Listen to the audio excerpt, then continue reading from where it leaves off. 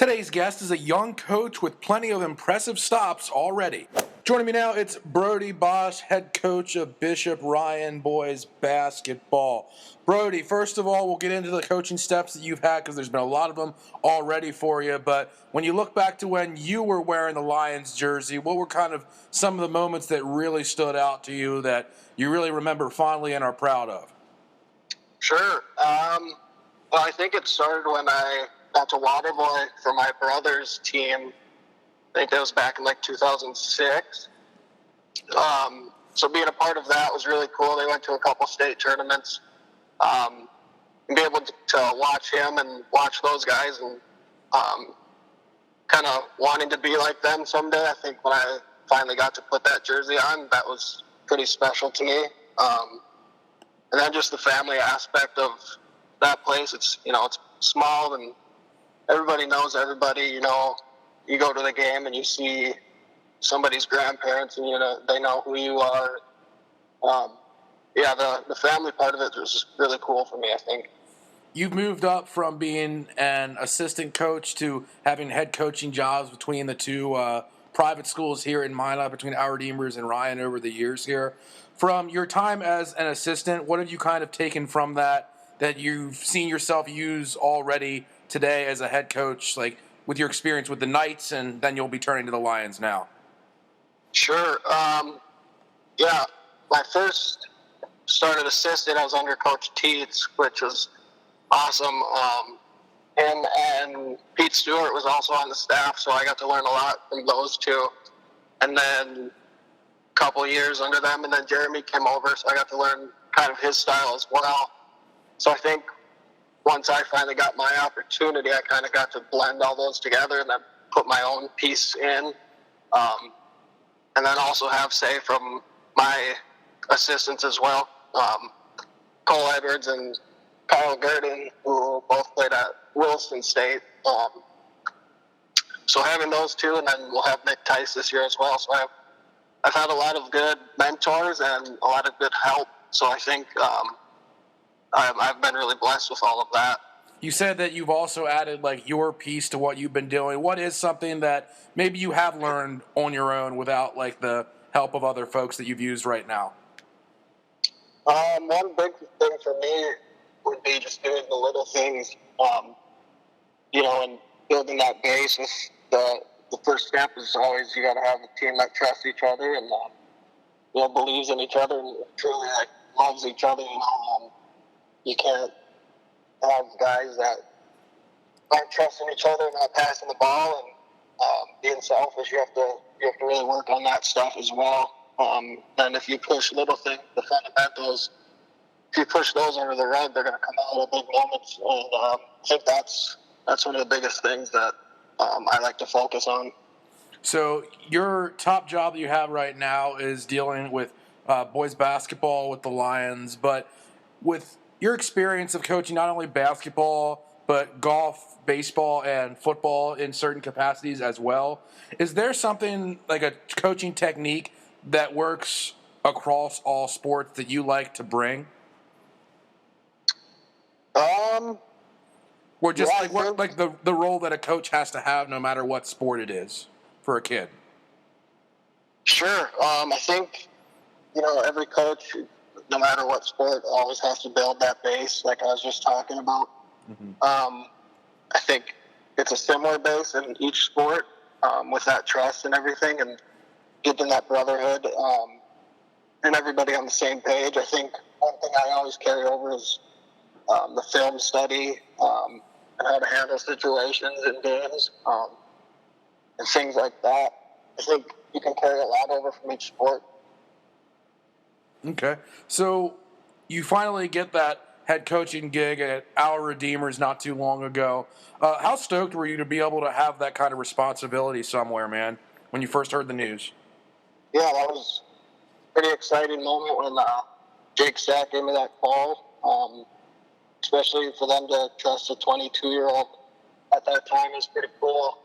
I don't know if there's a lot of places that would do that. So for Jake and the staff at Our Redeemers who pulled the trigger on that one and gave me the opportunity, it's pretty sweet. So I'm pretty thankful for that, and I always will be. There was we recorded a call right when you moved over to Bishop Ryan, and now you have like some more perspective as time has gone by. Perhaps I know you haven't like coached any games yet, but I'll still ask you the same thing. How tough was it moving from ORCS to Ryan? But then also, what does coaching at your alma mater mean to you? Sure, yeah, that was a tough decision. Had a lot of talks with family and friends about what I should do because I built such good relationships at our Redeemers, and that's the school that gave me the chance. The kids were great, parents were great, and then like I talked about, we built that family atmosphere. So it's tough to leave, but it's also tough to leave Bishop Ryan when I went over to our Redeemers. So kind of had that experience too to help me know that it was going to be okay in the end, and it was the right opportunity. And then being able to coach at my alma mater is something pretty cool where you can go back to something you grew up in and kind of give back and be in that place like where it all started. Let's switch gears a little bit here and talk about what you're up to with Minot Country Club. What's that? Sounds good. Yeah. So how do you kind of first land that gig, and just what are you kind of responsible for doing over there? I think it was 2015 when we opened. A couple buddies and I were just looking for a summer job, and we were driving around and we heard of the new golf course that was going up, so we went over there and we found the head pro at the time and asked him if he needed help and if he had any jobs, and he gave it to us. And so I've been there ever since for a summer job. My responsibilities are kind of just working in the pro shop, making schedules. We do a lot of regripping. That's kind of the annoying part of it, I guess. But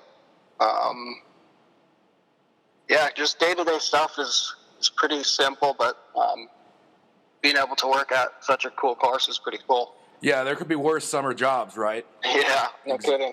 So do you play your best at the country club there, or would you say you're better at any other course? If it's windy, absolutely not. Otherwise, probably there or the Varden. Both pretty sweet courses. But yeah, if it's windy at the country club, that's a tough place to play. That's a tough sell, yeah. So who wins in match play between you and Andy Schmitz? Oh boy. Hopefully he doesn't listen to this, but I think I'd put my money on myself. There but we I go. don't know if that's going to be true because he's a way better putter stroke than I do. But I heard his interview with you. He said he'd bet on himself, so I'm going to bet on myself too. Perfect. Thanks for listening. I know it's an easy question for both of you guys, even though the answer is different.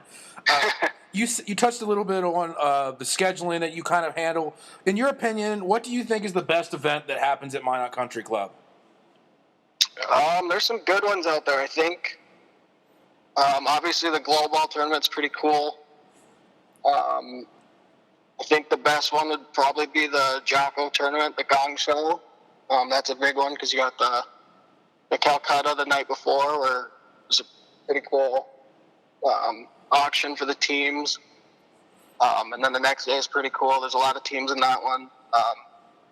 There's a lot of teams that put together really good scores, so it's fun to watch that one. I think the other best one would probably be the Corn Scramble, just because that's a classic country club tradition. And you get to have corn on the cob, which is pretty it's pretty fantastic. nice. Oh, yeah. I grew up with all that stuff, man. Whether it's the Calcutta, my dad's an auctioneer back home, and we always freeze like 150 ears of corn going into the wintertime. So, yeah. I'm a big guy for all that stuff you kind of just mentioned there. So, is there anything else besides maybe just having to pump Andy's tires a little bit that makes it a tough job at all at points, or is it awesome all the time? It's pretty cool. Andy's a good boss, so it's pretty easy to work for him. All the other employees are cool. It's nice eating lunch at Elevation every now and then. And I guess the toughest part is probably just looking at the course on nice days and being stuck inside and having to work. Mm-hmm. So I asked you about Andy head-to-head in a broader sense. Where do you think you finish if you're playing in a members tournament? Oof. That's a good question. I don't know. I think there's a lot of good players out there. I'd like to say top 10, but if my putting's as bad as it's been all year, I don't know if I could. Yeah, I'd But like to say that too, 10. but I mean, I know I wouldn't be, so you have no shot at it for sure, man. So what about I'll give you a chance to compliment somebody else here. You put the Our Redeemers top 6 lineup at the Minot Country Club. What team score are you looking for out of them? Because I think the one thing they'd have to overcome is just walking it, because you have to say you let them on the carts for a change.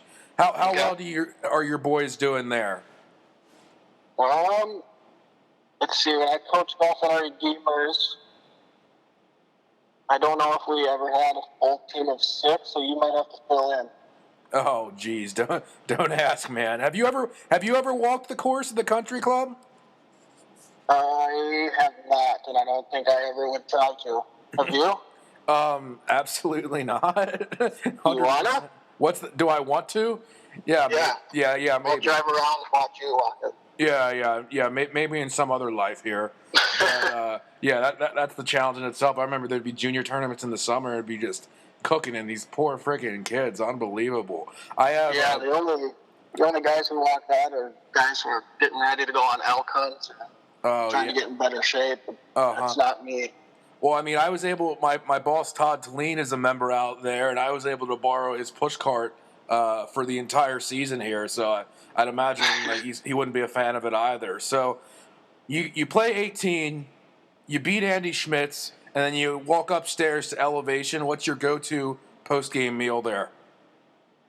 Ooh, that's another tough one. They got a lot of good stuff. I think their lavaches, their flatbread pizza is always good.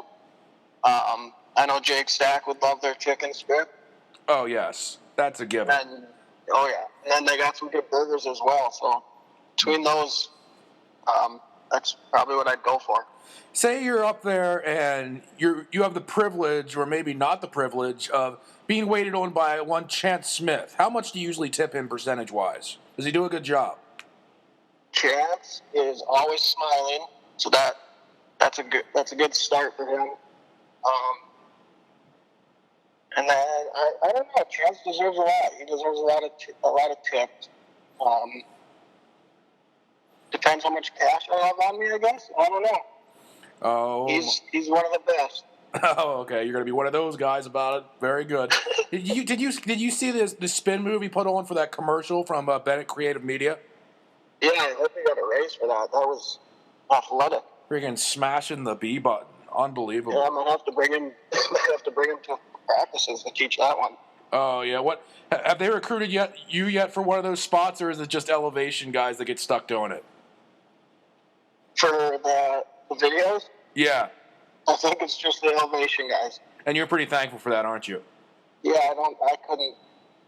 What Chance does, I don't think I can do that. Absolutely not. Well, Brody, I know we'll probably have to meet up again down the road here soon, because I'm sure there's going to be a lot of more stuff that you guys will be able to accomplish in your next coaching gig. And anyway, I'll ask you this to kind of wrap this up. It was a similar question that I asked the Chicken Nugget fan, Jake Stack, about his position here.